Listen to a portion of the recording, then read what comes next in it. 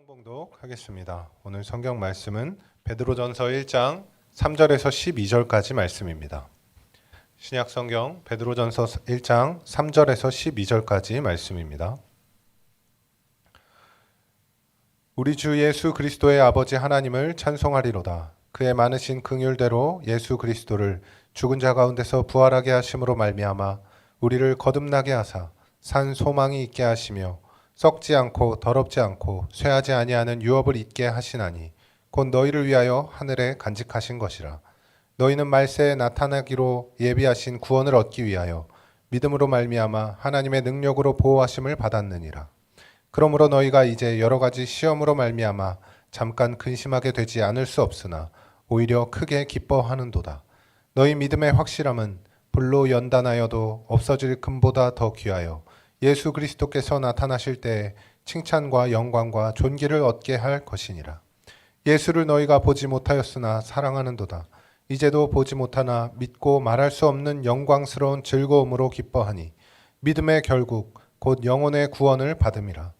이 구원에 대하여는 너희에게 임할 은혜를 예언하던 선지자들이 연구하고 부지런히 살펴서 자기 속에 계신 그리스도의 영이 그 받으실 고난과 후에 받으실 영광을 미리 증언하여 누구를 또는 어떠한 때를 지시하시는지 상고하니라.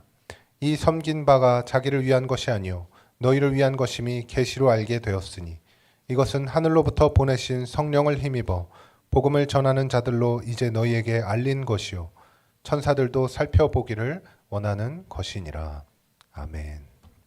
오늘은요, 제가 지난주에 이제 디아스포라 설교를 하게 됐잖아요. 말레이시아 잘 다녀왔어요. 아주 이번에 그 두 가지 콘텐츠를 소개했는데 어성경 읽어지네 사역하고 그리고 에즈마 사역을 소개했는데 참석하신 분들이 어성경에 대한 반응도 참 많이 보였어요. 근데 특별히 에즈마에 대한 관심이 굉장히 높더라고요. 결국 2세들의 교육 문제다 보니까 이게 아주 현실이거든요. 이민교회는. 그래서 많은 분들이 관심 갖고 이번에 또 에즈마 사역에 많이 보냈는데요. 갖고 지금 우리가 준비를 잘해야 될 것 같아요.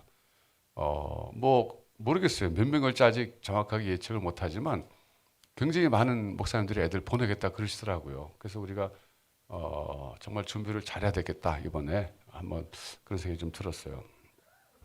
그래서 자세한 보고는 좀 정리해가지고 한번 여러분들에게 한번 좀 보고를 해야 될 것 같습니다. 그래서 좀 다음에 정리되면 보고를 해드리려 하고요. 그래서 이제 디아스포라가 주제였기 때문에 제가 디아스포라에 대해서 묵상하다가 베드로 전서를 떠올렸어요. 베드로 전서가 그 당시 흩어진 유대인 디아스포라들에게 쓰신 편지거든요. 근데 그걸 본문을 제가 채택한 이유도 성경에 보니까 우리도 디아스포라예요. 즉 흩어진 백성들. 디아스포라라는 단어가 흩어진 백성들, 흩어진 사람들이란 뜻이거든요. 그러니까 이제 바벨론의 포로로 잡혀가는 것이 그 기원입니다. 그때부터 디아스포라란 말이 나왔는데 성경에 보니까 우리는 본향을 떠난 사람들인데 우리의 본향 어디냐? 하늘나라라는 거, 하늘나라. 우리 하나님 나라에서 세상에 파견받아서 나와서 지금 뭔가 하나님 시키신 일을 하고 사는 디아스포라들이다. 이런 정체성을 베드로 전서에서 사실 강조하고 있어요. 그래서 이제 그런 생각이 들어서 이제 베드로 전서를 봤는데 오늘 보니까 그 사람들의 뒷이야기가 이어지는데 그 사람들은 어떤 특징을 가졌냐면 한마디로 구원의 기쁨을 누렸던 사람들이에요. 구원의 기쁨. 그래서 오늘 제가 성경 설교 제목을 우리는 성경이 말하는 구원을 제대로 이해는 하고 있는 걸까 이렇게 붙였어요. 왜냐하면 우리는 기뻐하지 않잖아요, 별로. 이 사람들 보면요, 오늘 제가 본문을 소개해드리겠지만 얼마나 구원의 기쁨을 누렸냐면요, 말할 수 없는 영광스러운 즐거움으로 즐거워한다 그랬어요. 오늘 여러분 본문 한번 보세요. 말할 수 없는 영광스러운 즐거움으로 즐거워한다.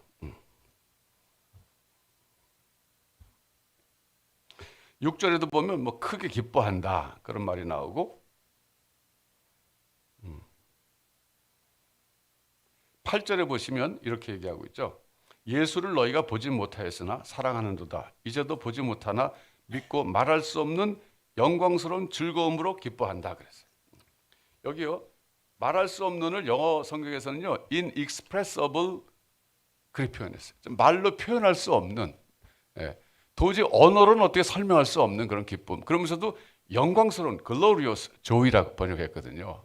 그러니까 말할 수 없는 영광스러운 즐거움은요, 사람의 언어로는 표현할 수 없는 그런 정도의 즐거움, 기쁨 이런 거를 그들이 누리고 있다, 그런 얘기예요. 제가 그래서 오늘 생각했습니다. 오늘 우리 다윗교회 성도들, 나를 포함해서 우리들은 구원받은 백성들로 살아가고 있는데, 그러면서도 우리도 디아스포라인데 우리가 말할 수 없는 그리고 영광스러운 즐거움 속에서 살아가고 있는가? 라고 생각했더니 답은 아니다, 그거였어요. 왜? 코로나 때문에 경제적 어려움 때문에 그게 우리 현실이었어요. 제가 그래서 왜 그럴까를 생각하게 됐어요. 그럼 우리가 어떻게 다시 말할 수 없는 영광스러운 이 기쁨을 우리도 누릴 수 있을까? 이게 오늘 우리의 숙제구나, 이런 생각을 하게 됐습니다. 그래서 오늘은 우리가 좀 그걸 답을 좀 찾아야 될 것 같아요. 자, 우선 좀 본문을 좀 더 이해하기 위해서 이 당시 흩어진 유대인들의 상황을 좀 더 생각해 볼 필요가 있는데요. 여러분, 이 사람들이 유대인이라는 데 초점을 맞춰야 돼요. 유대인. 유대인들은 어떤 사람들이냐면 메시아를 기다려온 사람들. 메시아라는 사람은 어떤 사람이냐면 구원자예요. 구원자. 근데 여러분, 우리 한국 사람들의 기본적인 종교는 샤머니즘이거든요. 샤머니즘 속에는 구원자는 없어요. 그러니까 이것이 복음을 접근하는 유대인과 우리들의 차이점이에요. 이 말이 뭐하고 연결되냐면 복음을 얼마나 깊이 있게 이해할 수 있느냐 없느냐는 문제하고 연결이 됩니다. 다시 말하면 구원자를 기다리는 사람들에게 있어서 구원자는 의미가 큰데 비해서 구원자를 기다리지 않던 사람들에게는 구원자가 왔다 그래도 so what? 이렇게 되는 거예요. 이게 근본적인 차이점이에요, 어떻게 보면. 그래서 어떤 점에서는요, 우리 한국 사람들이 예수를 메시아, 구원자로 받아들이고 그분이 주신 복음을 기쁨으로 받아들이기에는 readiness, 준비성이 없는 거예요. 제가 이제 교육학에서 주로 쓰는 영어 중에, 자주 쓰는 영어 중에 하나가 준비성이란 말이에요. readiness. 그러니까 준비가 돼 있는 사람은 교육을 시킬 때 흡수하고 스폰지가 물을 빨아들이듯이 잘 받아들이지만 준비성이 없는 사람은 아무 도움이 안 되는 거예요. 새로운 지식도. 그러니까 그 지식을 받아들일 준비가 된 사람이 너무나 기쁜 건데 전혀 관심 없는 사람에게 그래서 이렇게 되는 거예요. 그러니까 메시아라는 구원자를 기다려온 유대인들에게 있어서 메시아가 왔다는 소식과 우리 한국 사람들은 메시아를 기다리지 않았어요. 우리는. 그럼 여러분, 샤머니즘 뭘 기다리는 것 같아요? 샤머니즘의 종교에서 그 사람들이 추구하는 것이 뭐예요? 네? 기복. 잘 먹고 잘 사는 거예요. 이 말을 다시 다른 말로 표현하면 생존이에요, 생존. 육체의 생존이 최대 관심사예요. 무병장수, 자식들 잘 되고, 건강하고 돈 많이 벌고, 거기까지예요. 그러니까 우리 조상들이 옛날부터 섬겨왔던 샤머니즘의 특징은 그냥 이 땅이 끝이에요. 영생에 대해서는 관심이 없어요, 사실은. 샤머니즘은 영생 얘기 안 해요, 잘. 그거는 관심이 없어요. 그러다 보니까 우리 한국 사람들에게 복음이 들어왔어요. 예수가 메시아라는 거예요. So what? 그 메시아가 돈 준대? 이거죠. 그 지금도 기복신이라는 게 뭐냐면 예수님에 가서 달라는 게 돈을 달라는 거예요, 결국. 돈이 생존이니까. 그래서 한국 교회는 기복신앙이 퍼질 수밖에 없는 거예요, 근본적으로. 그런 한계점이 우리에게 태생적으로 있는 거예요. 그걸 염두에 두셔야 돼요. 그래서 여러분 자신이 나는 왜 복음의 세계에 깊이 있게 못 들어갈까 그랬을 때 조상 탓하셔야 돼. 조상들이 우리에게 준게 거밖에 없어.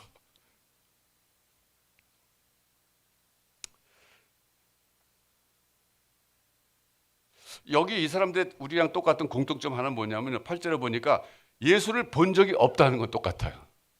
거기 아까 제가 읽었잖아요. 너희가 예수를 보지 못하였으나 정말 사랑하는 도다. 왜? 구원을 가져다 주신 분이니까 이렇게 얘기했어요. 우리도 예수를 보지 못했잖아요. 그건 똑같아요. 그리고 그 사람들과 우리 또 다른 차이점이 뭐냐면요. 율법이 그 사람들에게 있었고 우리에게 없었다는 거예요. 그러니까 그 사람들은요. 율법을 잘 지키면 구원받는다고 생각했던 거예요. 율법을 지켜야만 구원받는다. 그래서 그게 아니라고 하는 것을 복음서에서는 계속 강조하고 있어요. 또 사도 바울도 계속 강조하고 있어요. 특별히 대표적인 구절이 에베소서 2장 8절과 9절입니다. 자, 우리 한번 보겠습니다. 에베소서 2장 8절과 9절. 저건 우리가 암송했던 구절이잖아요. 그래서 잘 아는 구절인데 제가 다시 한번 좀 설명을 해드리겠습니다. 너희는 그 은혜에 의하여 믿음으로 말미암아 구원을 받았으니 이것은 너희에게서 난 것이 아니요 하나님의 선물이라. 행위에서 난 것이 아니니 이는 누구든지 자랑하지 못하게 함이니라 그랬어요. 여기서 중요한 키워드가 행위라는 말이에요. 그런데 보통 미국 교회에서는 이게 이제 서구로 갔잖아요. 미국 교회에서는 이 행위를 선행으로 생각했어요. 선행. 그래서 사형리에도 보면 그 끊어진 하나님과 우리가 끊어졌는데 거기를 건너가려고 하는 노력 중에 하나가 선행이 나오는 거예요. 근데 이건 그런 선행이 아니라 율법의 행위라는 뜻이에요. 그러니까 유대인들은 율법을 잘 지킴으로, 즉 행위로, 율법을 지키는 그 행함으로 구원받는다고 생각했는데 그 행위가 아니라, 즉 착한 선행도 아니에요. 율법을 잘 지킴으로 구원받는다는 것이 아니라 이것은 구원은 하나님의 선물이다. 믿음으로 구원받는다. 이게 하나님의 선물이라는 뜻이에요.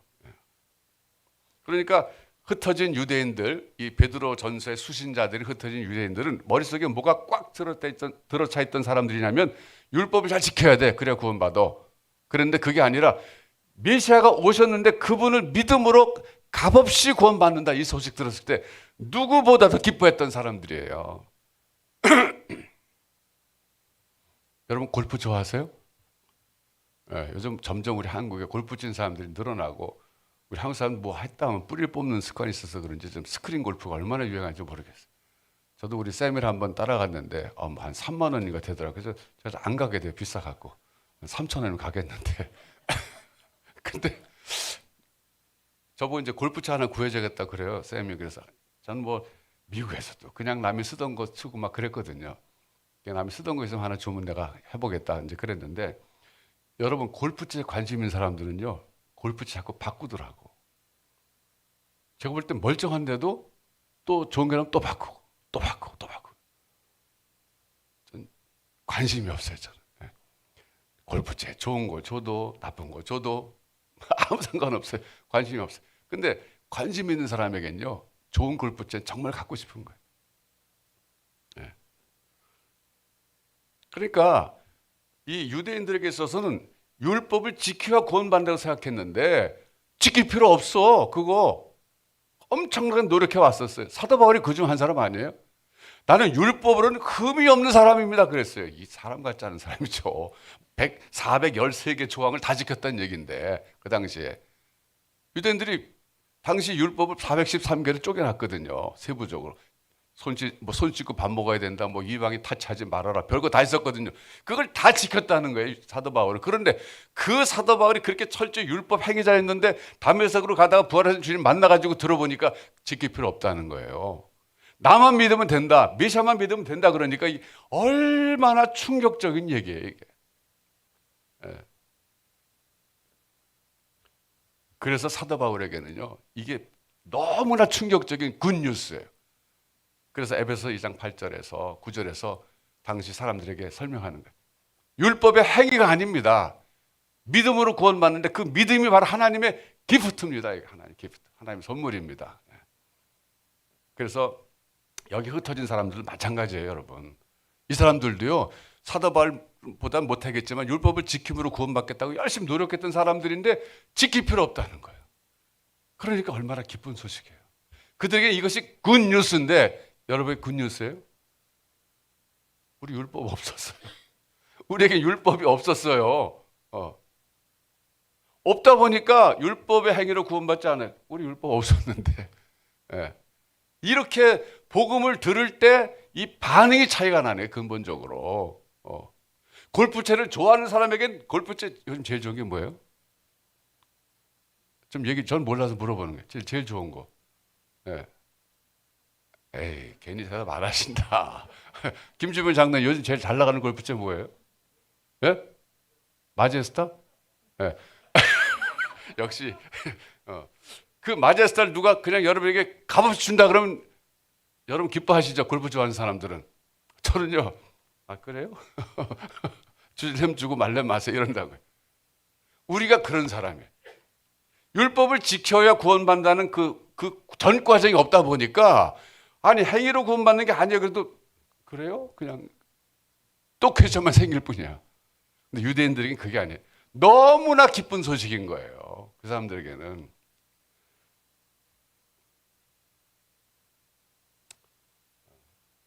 그래서 저는 생각하는 게 우리가 왜 이렇게 복음을 들을 때 기뻐하지 않을까? 우리는 여전히 왜 자꾸 생존 문제로만 돌아갈까 했을 때 뿌리 깊은 샤머니즘이 우리 속에 들어있는 거예요. 이걸 극복하셔야 됩니다, 여러분. 네. 여기 보니까 이 사람들은 예수를 보지 못했는데 기뻐했다 그랬거든요. 사랑했다 그랬는데 왜? 자기들 구원해 준 구원자니까. 저도 이번에 생각해 보니까 시리아 난민들이 우리를 기뻐할 것 같아요. 제가 지난주에 갑자기 광고 드렸잖아요. 시리아 난민들 지진 피해 받은 사람들 위해서 우리 헌금합시다. 제가 갑자기 그랬는데 많은 분들이 호응해 주셨어요. 제가 말레이시아에서 확인해 봤을 때 중간이죠. 그때 벌써 2만 불 이상 들어왔더라고요. 몇 분이 큰 돈을 해주셔갖고 2만 불 이상 들어와서 그쪽에 이제 보내려고 그러는데 지금 어떻게 진행되냐면 레바논이요. 우리에서 은행으로 송금하면 달러를 주지 않고 레바논 돈을 준대요. 근데 환율도 자기네 마음대로 준대요. 그러니까 달러로 가야지 달러를 받아야 제대로 이제 환전해 갖고 돈이 제대로 할 텐데 레바논 은행에 달러가 없답니다. 거기가 그렇기 때문에 달러를 안 주고 현지 돈을 준대요. 그래서 은행으로 못 보내요. 그래서 우리 조홍재 지사님 농협 통해 갖고 웨스턴 유니온이라고 있거든요. 그건 달러로 보내면 달러로 받게 돼 있어요. 그리로 보내는데 또 문제는 한 사람에게 그 큰 액수가 가면 또 문제가 된대요. 그래서 그 LIVF거든요. Lebanese Intervarsity Fellowship LIVF 이사들에게 거기 보드 멤버들에게 한 5명 정도에 나눠서 웨스턴 유니온으로 보내서 금직을 받아가지고 어떻게 쓸 거냐 두 군데로 쓰려고 그런답니다. 하나는 그 시리아 지역의 그 지진 피해자들에게 가서 주는데 그것도 시리아의 그 레바논 LIVF에서 개척한 시리아 IVF가 있대요. 그분들에게 보내서 그분들이 시리아 지진 피해자들에게 직접 가서 물품을 사서 전달하겠다. 이렇게 됐고 그중에 절반을 남은 절반은 레바논에 와 있는 일찍이 난민들이 있어요. 뭐 정치적 난민, 지진 때문에 또 온 난민들. 이 사람들이 레바논에서 살고 있는데 그 사람들에게 절반을 물품 사서 나눠주겠다. 이렇게 지금 답이 왔어요. 그래서 제대로 쓰일 것 같습니다. 사실 이런 돈 보내도 제대로 안 쓰이는 경우도 좀 있거든요. 근데 이번에 확실하니까 여러분 앞으로 다음 주까지 이번 주까지 좀 모아서 보낼 거니까 더 좀 주시면 이렇게 분담해서 정확하게 전달되도록 할 텐데 그 사진 좀 보여주세요. 다 보여주셨어요? 사진? 레바논 아까 여기 불을 좀 꺼주셔야 되겠네요.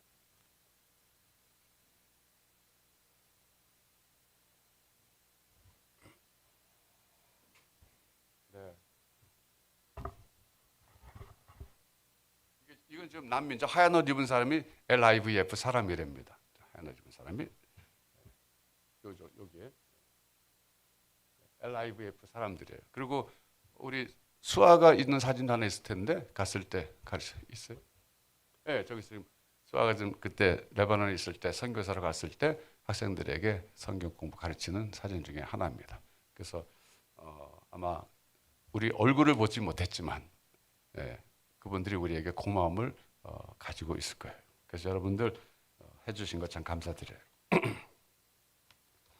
자, 그러면 좀 더 우리가 이제 성경 10절, 12절 좀 보겠는데 본문에 이 사람들이 메시아가 오셔서 그를 믿음으로 값없이 의롭다함을 받는다. 이걸 그들은 이제 율법을 지켜본 경험이 있기 때문에 그게 얼마나 기쁜 일인가 하는 것을 알아서 기뻐했는데 또 기뻐할 만한 이유가 있어요. 10절, 12절입니다. 여러분 10절, 12절에 보면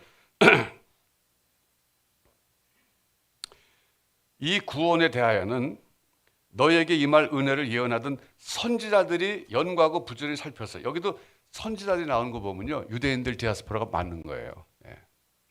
유대인들에게는 선지자가 너무 친숙한 사람들이잖아요. 그 구약의 선지자들이 이 구원에 대해서 연구하고 부지런히 살펴서 자기 속에 계신 그리스도의 영이 그 받으실 고난과 후에 받으실 영광을 미리 증언하여 누구를 또한 어떠한 때를 지시하는지 상고하니라. 이 섬긴 바가 자기를 위한 것이 아니요 너희를 위한 것임이 계시로 알게 되었으니 이것은 하늘로부터 보내신 성령을 힘입어 복음을 전하는 자들로 이제 너희에게 알린 것이요 천사들도 살펴보기를 원한 것이니라. 그들이 복음을 깊이 있게 이해할 수 있었던 이유 중에 하나는 선지자들의 예언 성취입니다. 그러니까 메시아가 올 것을 계속 기다리고 있었는데 어떻게 그들이 메시아가 올 거 알았냐? 선지자들 예언했었다는 거예요. 그러니까 말하자면 유대인들은 오래전부터 메시아가 올 것을 선지자들 통해서 알고 있었는데 그 내용이 메시아의 고난과 부활 이런 거예요. 그런 것까지 다 알고 있었는데 드디어 왔다는 거예요. 그러니까 이 사람들로서는 이 복음의 확실성, 복음이 확실하다는 거예요. 하루아침에 나타난 사상이 아니라 오래전부터 정말 메시아 대망 사상이죠. 오랫동안 기다렸던 그 메시아가 우리 시대에 왔다는 것 때문에 더욱더 감격적으로 복음을 받아들인 거예요.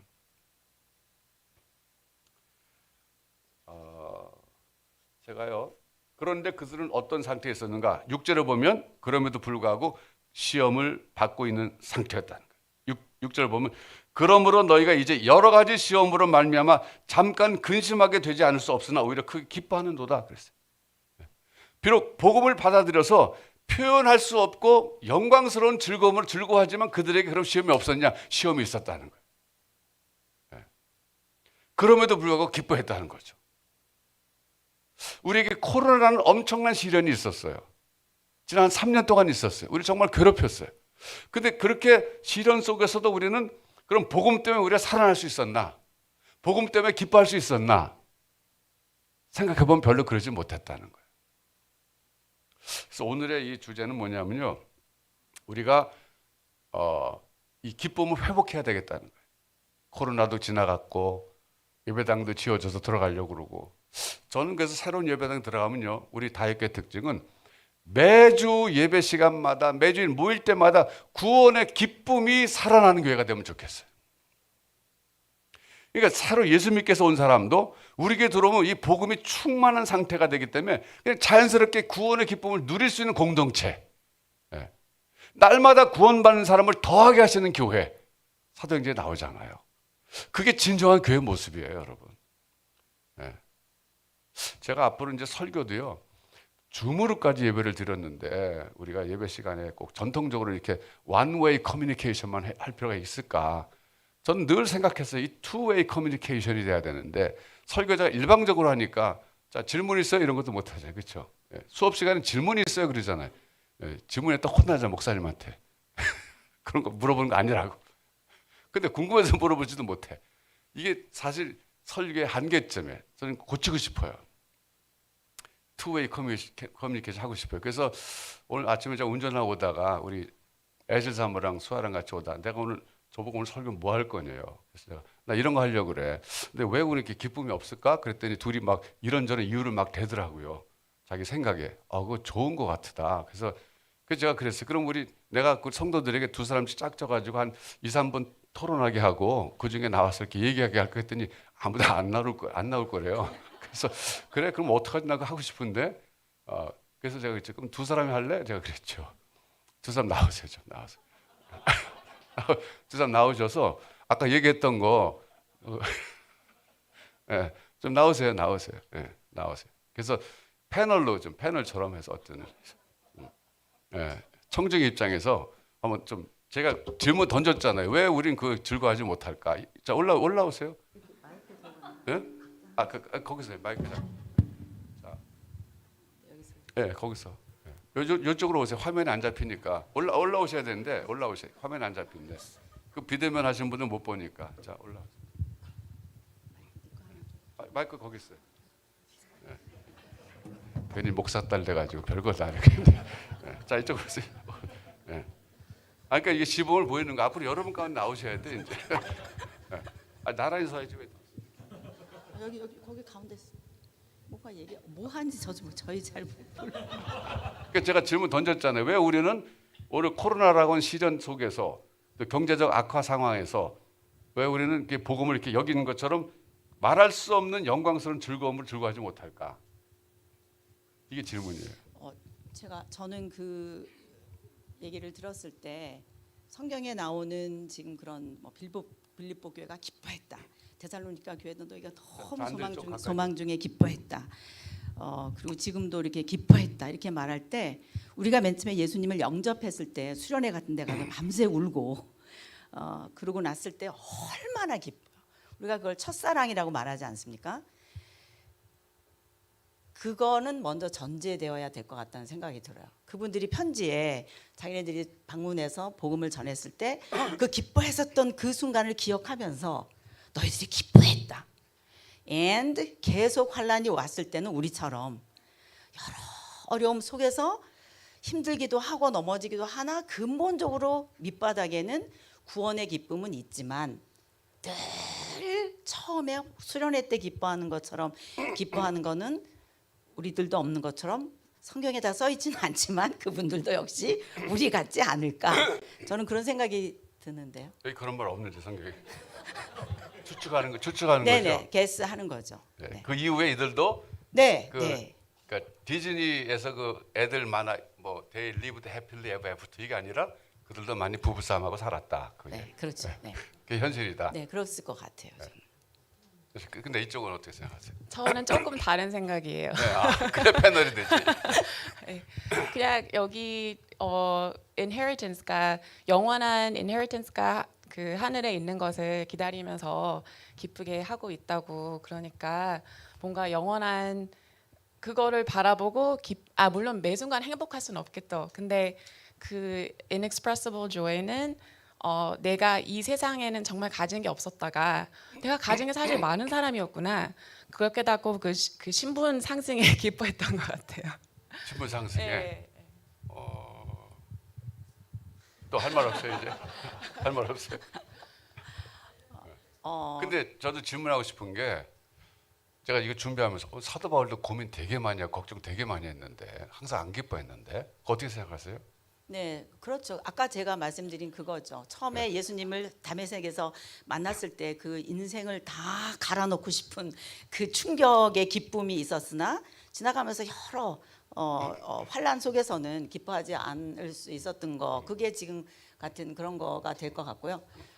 지금 여기 베드로 전서에서 말씀하신 그 내용 가운데 선지자들이 올 것을 기다리면서 그들은 우리와는 다른 밑받침 사상이 있었기 때문에 그들은 그 알고 있었던 내용의 근거에서 finally 예수님이 오셨다, 메시아가 오셨다라고 하는 그 기쁨이 우리랑은 다를 것이다. 그랬기 때문에 그것과 조금 연결해서 저 자신을 생각해 봤을 때 그러니까 진리에 대한 욕구, 진리에 대한 욕구, 이 생존에 대한 욕구도 있지만 결국 사람이 그 죽음에 대한 그 무서움의 반작용으로 오는 영원한 생명에 대한 욕구, 그게 해결됐을 때 오는 그 기쁨은 어마어마할 것 같다는 생각은 들어요. 저 자신이 그러니까.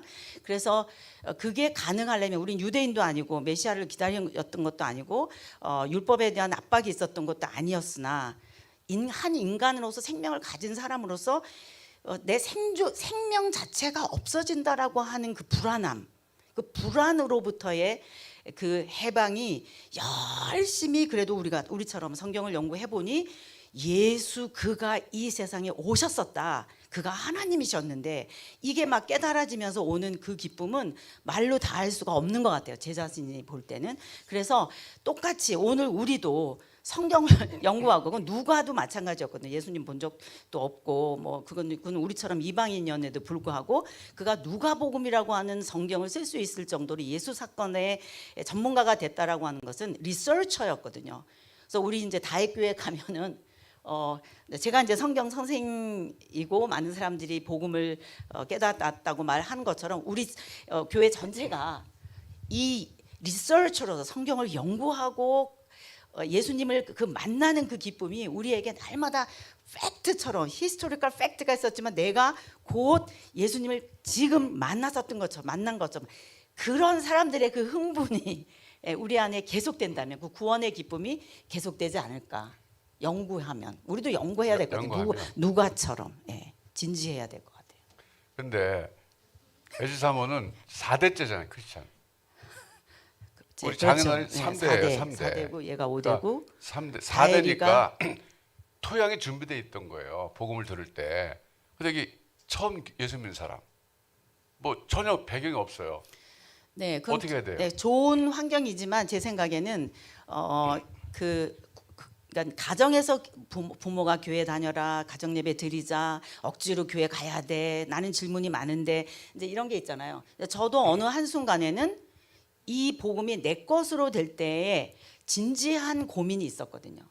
영적 사춘기죠. 네네, 그게 있었거든요. 그래서 뭐 중고등학교, 대학교 이렇게 지나가는 그 시간에 그게 있었던 것처럼 아무리 환경이 토양이 그래도 내 복음으로 깨달아질 때에는 다시 한번 이렇게 아픔과 고난이 있는 것 같아요.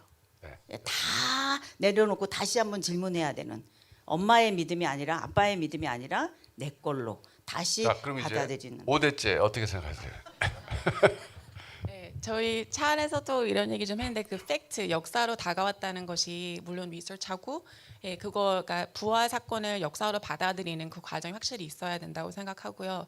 또 이분들은 조금 어드밴티지가 있었던 것 같아요. 저희는 약 2000년 후니까 그게 그러니까 아무리 팩트로 믿어도 그게 막 와닿지 않잖아요. 이 정말 그 따끈따끈한 사건에 비해서. 그래서 저희도 막 그러니까 우리나라가 막 억압을 받고 있고 우리나라가 지금 어떤 제국 그런 엠파이어한테 억압을 받고 있고 그것을 구원해 줄 만한 기다리고 기다리는 왕이 나타나서 그 나라에 의해서 죽임을 당했는데 부활을 하셨고 또 심지어 우리도 그 전쟁에서 같이 싸워서 언젠간 우리도 그 부활을 할 수 있다는 그런 사건이 우리한테 굉장히 가까이 왔다면 우리도 막 이런 인디펜던스 파이터이 됐을 것 같아요. 근데 지금 저희는 억압을 받고 있지 않고 그리고 비교적 그러니까 북한 교회 우리 차 안에서 이런 얘기 좀 했지만 북한 교회나 그러니까 약간 좀 생명의 그러니까 예수님 you wanna live or you wanna believe in Jesus 그러니까 그런 생명을 내걸고 예수님을 선택해야 되는 상황에만 예수님을 믿는 사람들이 있다면 그 사람들은 저희가 가지고 있지 않은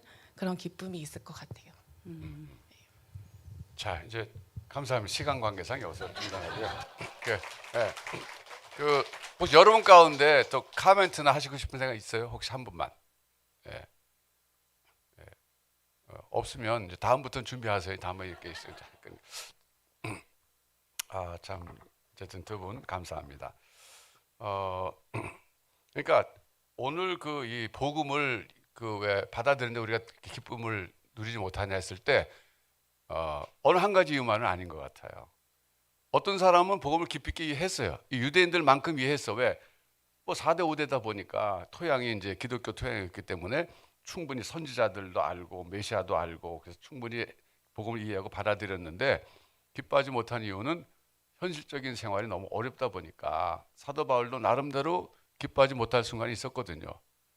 삶의 고통이 너무 심해서 그런 단계일 수 있어요.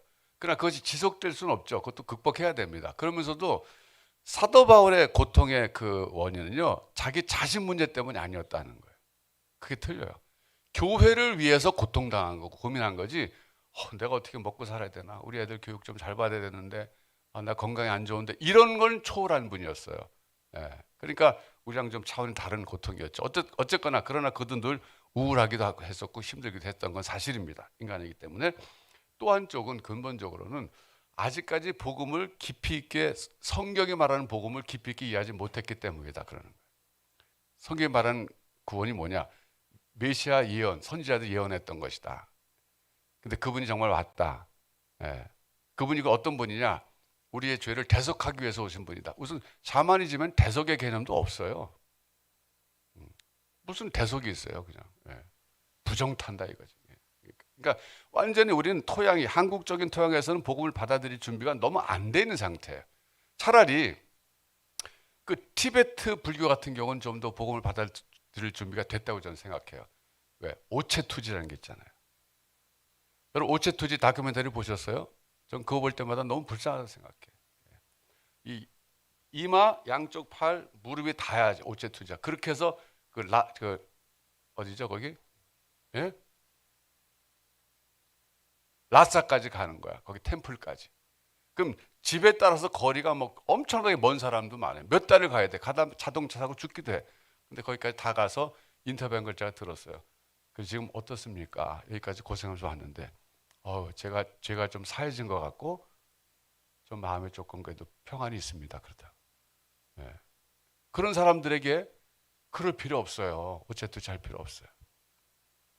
예수가 당신의 죄를 대속해 주셨어요. 이랬을 때 그분들이 느끼는 그 기쁨은요, 우리랑 비교할 수 없을 거예요. 네. 준비성의 차이예요. 여러분 자신 한번 잘 살펴보시기 바라요. 그래서 어떤 분들은 시험을 받는데, 여기 이분들이 시험을 받는 이유가 있어요. 이제 제가 결론 내려야 되니까. 이들이 왜 시험을 받았냐면 7절에 시험 받는 이유를 이렇게 말해요. 너희 믿음의 확실함은 불로 연단하여도 없어질 금보다 더 귀하여 예수 그리스도께서 나타나실 때 칭찬과 영광과 존귀를 얻게 할 것이라. 그들을 왜 하나님이 시험 받는 상황에 내버려 두셨냐? 쉽게 말하면 예수를 메시아로 믿었기 때문에 그 당시에 거기 유대인 공동체로부터 굉장히 차별을 받았을 것이고 핍박을 받았을 겁니다. 많은 사회적 불이익을 당했을 거예요. 왜? 유대인들은 자기들끼리 거래 많이 했으니까. 경제적으로 어려웠을 거예요. 실제적으로. 그럼에도 불구하고 그런 시험을 받도록 하나님이 왜 허락하셨냐면 믿음의 확실성을 위해서 그랬다는 거예요. 즉 믿음이 연단되도록 하시기 위해서 그랬다는 거예요. 여러분 예수 안 믿다가 예수 믿으면 어떤 사람에게 다 그런 거 아니에요. 어려움이 생길 수가 있어요. 특별히 없던 어려움이. 그래갖고서는 이제 그 떠나는 사람들이 있어요. 교회를 떠나는 사람이 있어요. 우리 예수 믿어서 뭐 좀 우리 조상신이 노예나 보다 이래갖고. 제가 이제 시카고에서 목회할 때 어느 그 집사님하고 이제 그 권사님 부부를 만났는데 이분들이 예수 믿게 된 동기 참 특이해요. 이분들에게 예수 믿다가 어려움이 생겼는데 그 가지 신앙을 지킨 분들의 이야기인데 제가 잠깐 해드릴게요. 남편은 서울대 약대를 나와가지고 한국에서 서소문에서 아주 큰 약방을 하고 있었고 그때 약국하고 있었고 부인은 약사가 아니었어요. 근데 남편은 약국 면허 걸어놓고 놀러 다니고 부인이 약을 팔았어요. 그 옛날의 현실이었어요. 그랬는데 어느 날 그 부인이 집에 있을 때 갑자기 막 머리가 띵 하고 쓰러진 거예요. 근데 이 부인이 죄송합니다. 이대를 나왔는데도 불구하고 늘 점쟁이를 찾아다니는 사람이었어요. 굉장히 신앙이 좋은 사람이었는데 자기 늘 섬기는 지도받는 점쟁이 찾아가서 내가 갑자기 집에서 띵 하고 쓰러졌다 그랬더니 그 무당이 하는 얘기가 당신 집안에 귀신이 당신을 공격하는 건데 이거 내가 잘 핸들해 줄 테, 처리해 줄 테니 걱정하지 말라고. 일주일이 지나갔어요. 그 무당이 이제 하는 법이 있잖아요. 귀신 달래고 뭐 그런 거. 근데 일주일 후에 또 띵 하고 쓰러졌어요. 또 찾아갔어요. 그랬더니 내가 생각했던 것보다 센 귀신인 것 같다. 내가 좀 더 잘 해야겠다. 또 가 있으라고 했어요. 그 다음 주에 또 띵 하고 또 쓰러졌어요. 그랬더니 무당이요. 정말 신통한 무당이에요. 이거는 너무 센 귀신이기 때문에 여기서 살면 안 되고 미국으로 이민 가라 그랬어요. 미국으로 이민 가서 교회 다녀라 그랬어요. 무당이 전도했어요. 그러니까 여기서는 내가 감당 못할 귀신이고 이 땅을 떠나서 미국 가서도 그냥 살면 안 되고 교회 다녀라 그랬어요. 이 말하면 신통하잖아요. 그렇죠? 그래서 그 부인이 자기 남편에게 남편도 약사니까 알잖아요. 자기 와이프가 쓰러지니까. 그래서 이민 갔어요. 그때만 해도 그 재산 팔고 했더니 3개월 만에 영주권이 나왔대. 그래서 갔어요. 갔는데 교회를 다니라 그러니까 교회 다니는 아들만 셋인데 아들 데리고 교회를 가는데 와이프 운전 못하니까 남편이 운전하고 그리고 마당에 세워놓고 아들 셋과 와이프만 들어가서 교회 다니고 자기는 거기서 기다리는 거야. 이제 끝날 때까지. 교회 안 들어가고. 그리고 한 1년쯤 지났대요. 근데 그러다 보니까 이 와이프하고 애들이 진짜 신앙이 생긴 거예요. 그러면서 자기 아빠를 위해서 남편을 위해서 기도한 거예요. 우리 신랑도 예수 믿게 해달라고.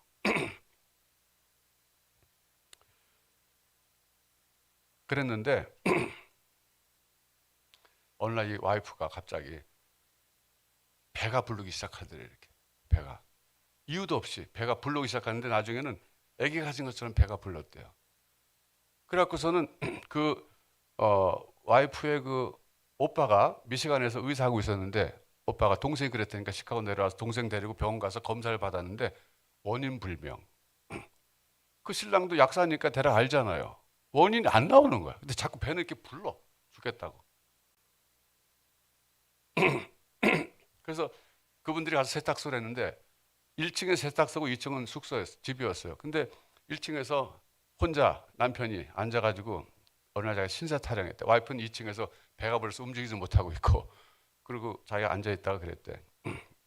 내가 그래도 한국에서는 S대 나와가지고 뭐 좀 돈도 많이 벌고 그러다가 내가 미국 가자고 해서 왔는데, 처음 왔을 땐 너무 좋더래 미국. 왜냐면 미국은 술을 좋아하는데 그 술 파는 데 가니까 막 그동안 못 먹었던 양주가 쫙 있어가지고 양주 사다 뭐 너무나 엔조이했대요 미국 생활을.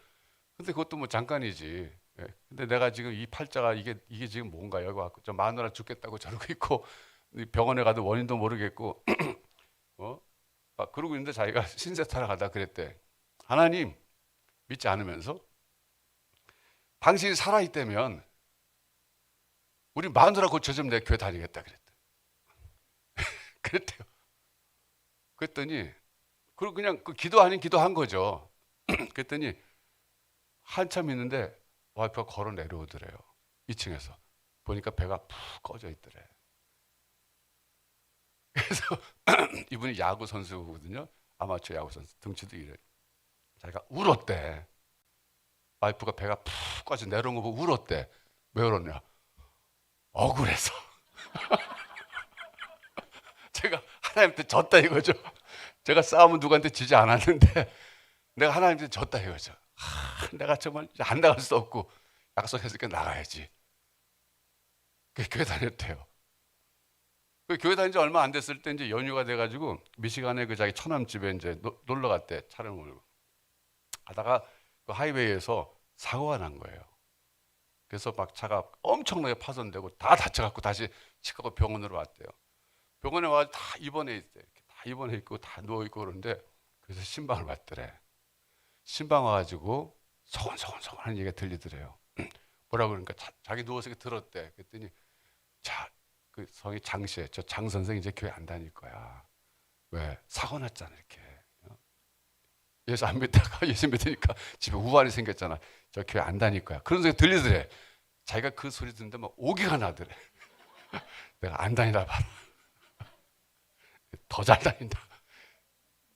자기가 태어나고 더 잘 다녔대. 그래서 안수 집사가 됐대요. 제가 그 얘기 들을 때 하나님은 때를 따라서 우리 신앙을 연단하시기 위해서 시련 속에, 불구덩이 속에 넣을 수가 있어요.